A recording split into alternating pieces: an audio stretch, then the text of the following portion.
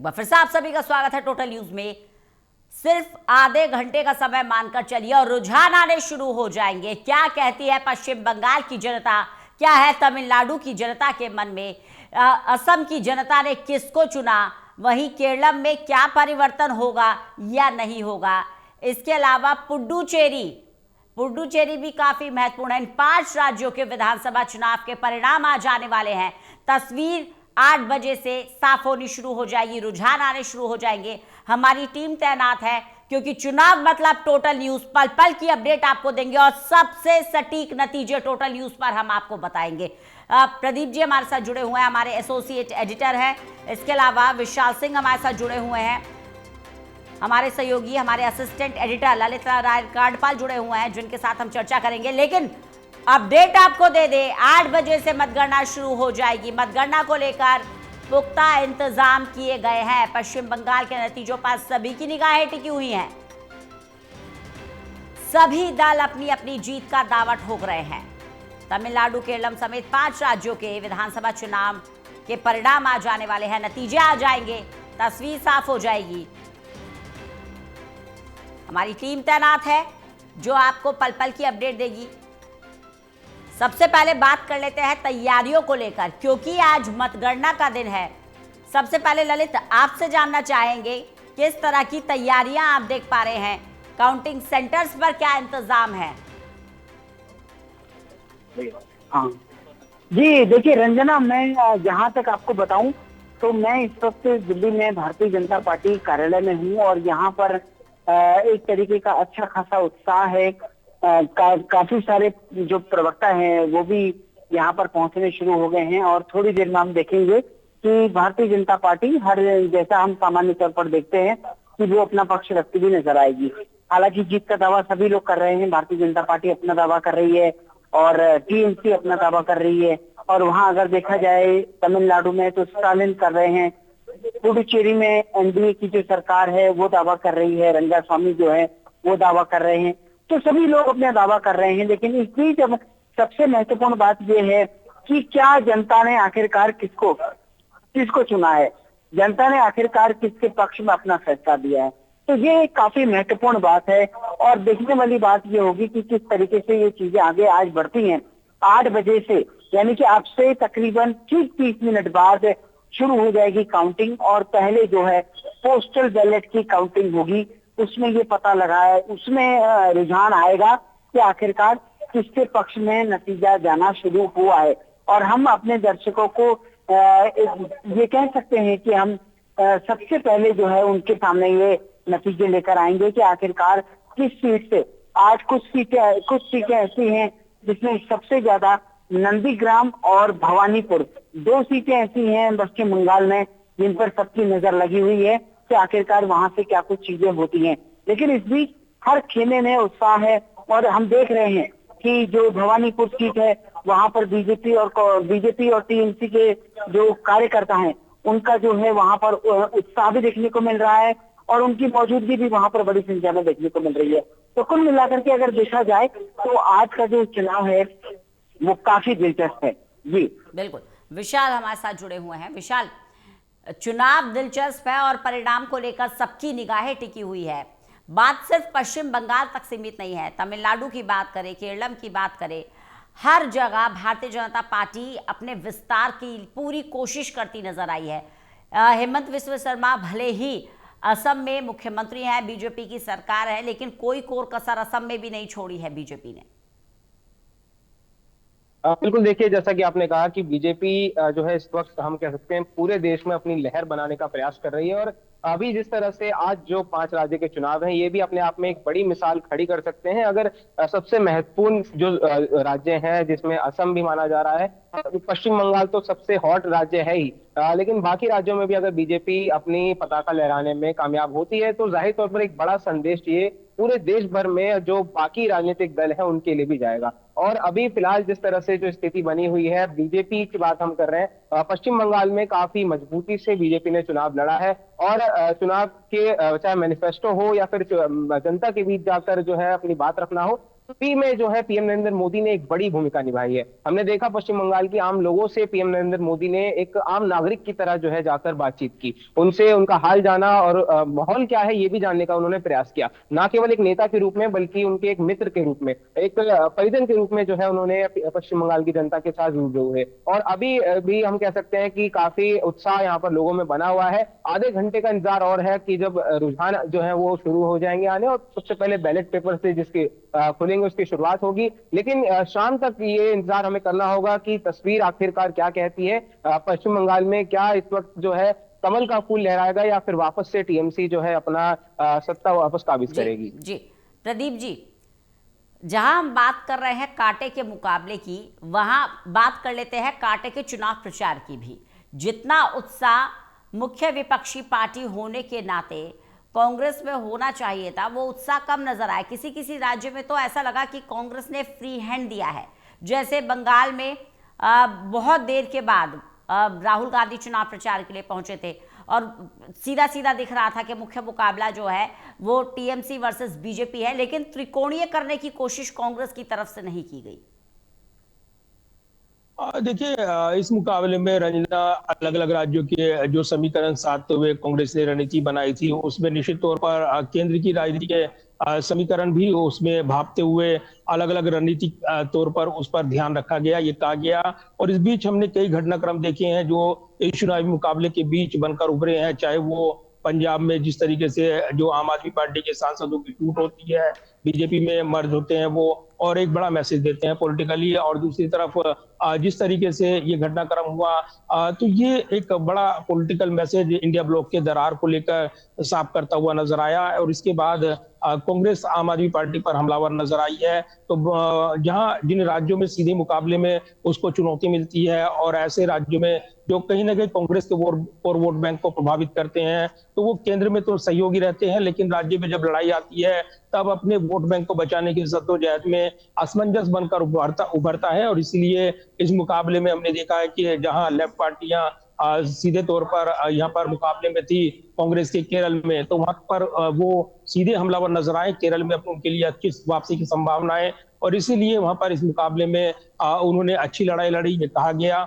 लेकिन असम में कमजोर पड़ गई है कांग्रेस, और ये कहा जा रहा है कि वहां पर जिस तरीके से हेमंत बिस्व शर्मा ने चुनावी रणनीति कैंपेन तैयार किया, ध्रुवीकरण हुआ है, सांप्रदायिक ध्रुवीकरण को लेकर बड़े आरोप लगाए गए, और इसीलिए वहां पर कांग्रेस की वापसी मुश्किल दिखती है। लेकिन सबसे बड़े राज्य बंगाल में अगर देखें तो ममता बनर्जी काबिज रही हैं, और लगातार वापसी को लेकर जिस तरीके से समीकरण वो साथी नजर आई हैं। लेकिन उसके बाद जब आखिरी चरण में राहुल गांधी वहां पर पहुंचे थे, तब वो ममता बनर्जी को घेरते नजर आए थे, और ये आरोप उन्होंने लगाया कि जो वापसी अगर बीजेपी की यहाँ पर एंट्री होती है तो ये ममता बनर्जी सरकार की नाकामी होगी, और इसीलिए एक बड़ा जो वार पलटवार ये देखा गया। लेकिन कहीं ना कहीं ओवरऑल जैसे ही पहले चरण के मुकाबले के बाद के एक बड़ा जनादेश यहाँ पर मिलेगा, क्योंकि जो वोटिंग परसेंटेज बढ़ा है वो तस्वीर साफ कर रहा है। हालांकि जनादेश किसके पक्ष में जाएगा इसको लेकर तस्वीर साफ नहीं है, लेकिन ये इशारा मिल रहा है कि इसमें बीजेपी एक बड़ी बेनिफिशियरी हो सकती है पश्चिम बंगाल में। और चूंकि बीजेपी एक बड़े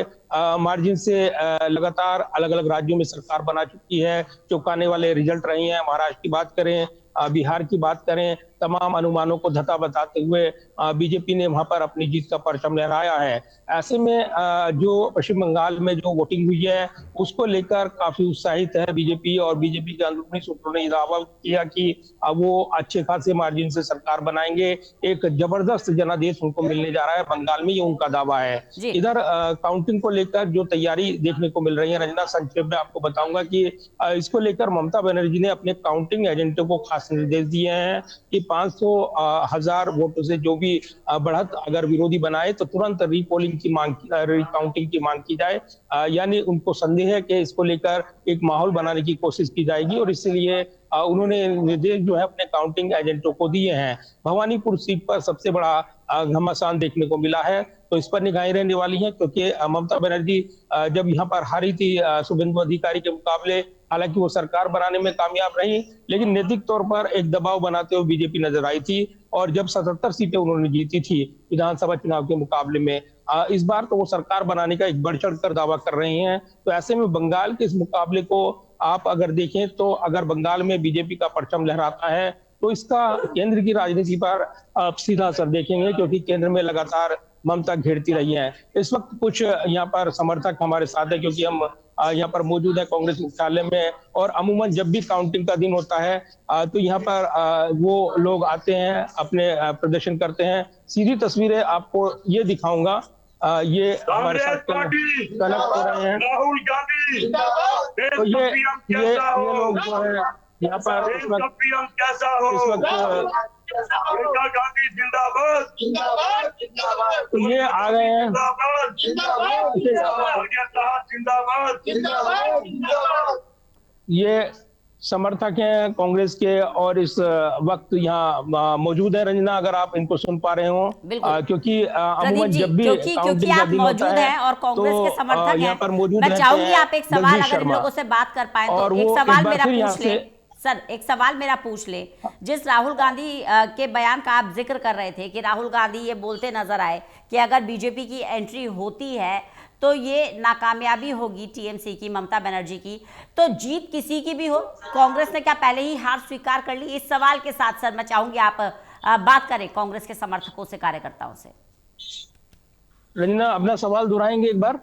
सर सवाल ये, राहुल गांधी कह रहे थे कि अगर बीजेपी की एंट्री पश्चिम बंगाल में होती है तो ये ममता बनर्जी की नाकामयाबी होगी, तो बीजेपी की एंट्री को पश्चिम बंगाल में स्वीकार करना, क्या राहुल गांधी ने अपनी हार स्वीकार की है? जीत किसी की भी हो, लेकिन क्या हार कांग्रेस ने अपनी स्वीकार कर ली पश्चिम बंगाल में? अब पश्चिम बंगाल में जगदीश शर्मा जी, ये सवाल है कि पश्चिम बंगाल में राहुल गांधी का एक बयान आया था इसको लेकर कि अगर वहां पर बीजेपी की एंट्री होती है तो ये एक बड़ा टर्न होगा, बीजेपी अगर आती है तो वो ममता बनर्जी की नाकामी से आएगी।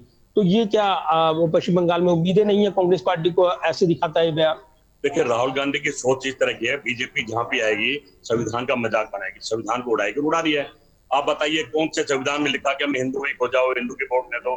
संविधान तो कहता है सबकी वोट चाहिए। कौन से संविधान? ये तो संविधान पवन खेड़ा ने शिकायत करी, आपने देखा, कार्रवाई उस पर होगी। संविधान नहीं कहता, संविधान कहता है पहले जांचो, अगर पवन खेड़ा झूठे थे फिर इन पर कार्रवाई हो, पर संविधान ही बदल रहे। राहुल गांधी संविधान को लेकर बड़े चिंतित हैं।